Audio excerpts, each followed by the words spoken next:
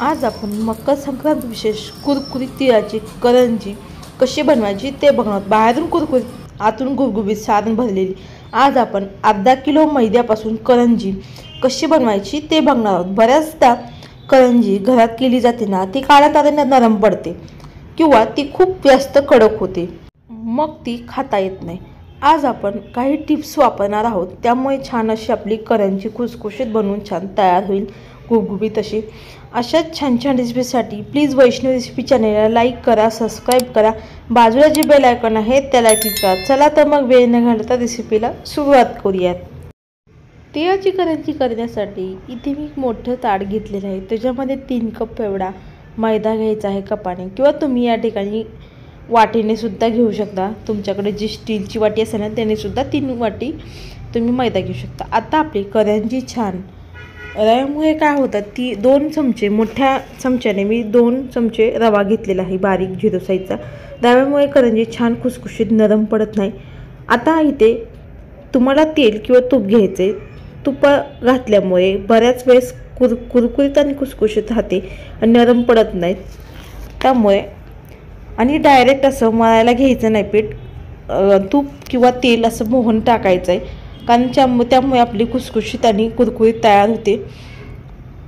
जरी आपल्याला मोहन घालायचे तेलाचं किंवा तुपाचं, इथे 3 चमचे टाकलेलं आहे, गरम करून घालायचं आहे. इथे बघू शकता मी सगळं तूप घातलेलं आहे. आता सुरुवातीला हात लावायचा नाही, 1-2 मिनिट गरम असल्यामुळे तूप. आता आपल्याला हात आहे ना लावून आपल्याला हे पीठ आहे ना एकजीव करून घ्यायचं या तुपामध्ये. आता या पिठामध्ये चिमूटभर मीठ टाकायचं आहे.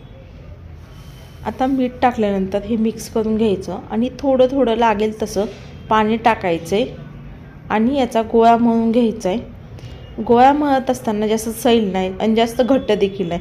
आपण चपातीची कणिक मळतो ना, अगदी त्याच पद्धतीचं मळून घ्यायचं करंजीचं पीठ.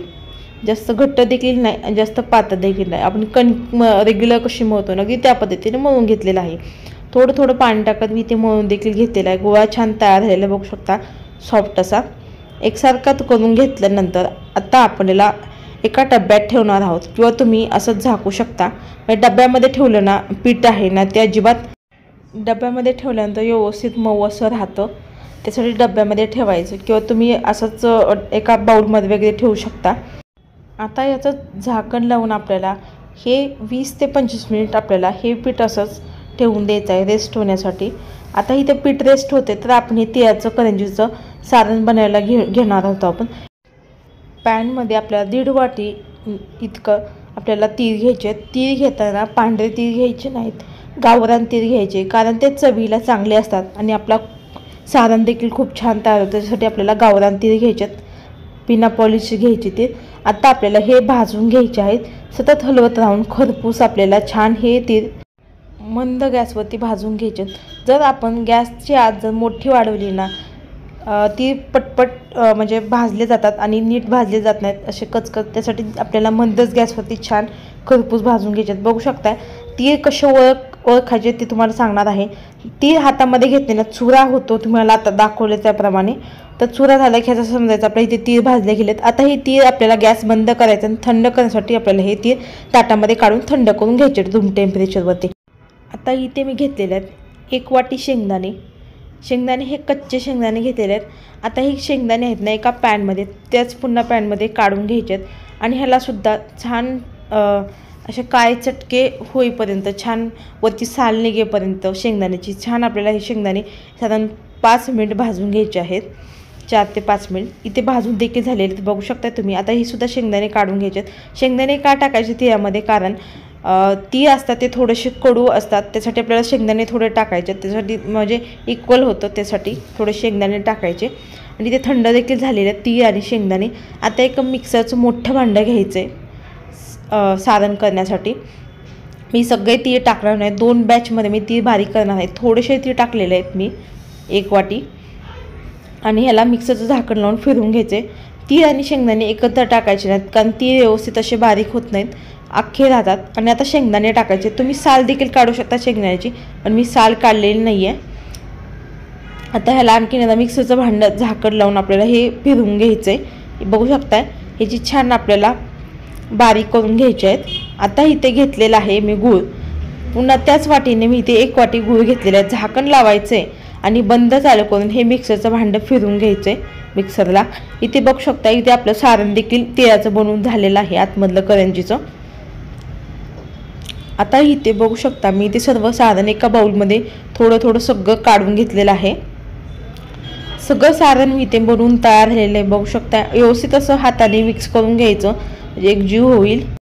आता या सारणामध्ये वेलची टाकायची. वेलची कुटून टाकलेली आहे 2-3 वेलची किंवा तुम्ही मिक्सरमध्ये बारीक करताना त्या देखील टाकू शकता, पण विसरून गेले. आता आपल्याला जायफळ टाकायचं. जायफळचा फ्लेवर खूप छान होतो, तो या गूळ असल्यामुळे स्वाद खूप छान होतो, त्यामुळे जायफळ अवश्य टाका. वेलची जायफळ छान मिक्स करून घ्यायचे. हे तुम्ही कुठना 1 ते 1.5 महिना तुम्ही असं स्टोअर करू शकता. तुम्हाला जेव्हा वाटेल तेव्हा तुम्ही तिळाच्या करंज्या किंवा तिळाच्या पोळ्या किंवा तिळाचे लाडू बनवू शकता. बघू शकता तुम्ही इथे तुमचं सारण देखील करंजीचं आतमधलं बनवून तयार झालेलं आहे. आता इथे काय करायचं आहे, इथे आपण जे करंजीचं पीठ मळून घेतलं होतं ना, आणखीन एकदा या गोळ्याला मळून घ्यायचं, कारण सॉफ्ट होतो व्यवस्थित. असं जास्त मळायची गरज नाही अगदी. आता काय करायचं आहे, सुरी घ्यायची. सुरीने आपल्याला कट मारून घ्यायचं आहे. मी बाकीचे पीठ डब्यामध्ये ठेवलेलं आहे आणि एक गोळा आहे ना तो आता कट केला, त्याचा असा रोल करून घ्यायचा लांबट आकाराचा पोळपटावरती.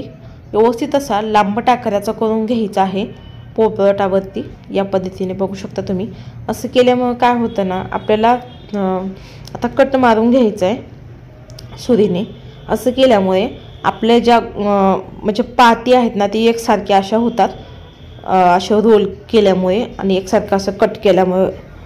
बघू शकता तुम्ही या पद्धतीने करून घ्यायचे.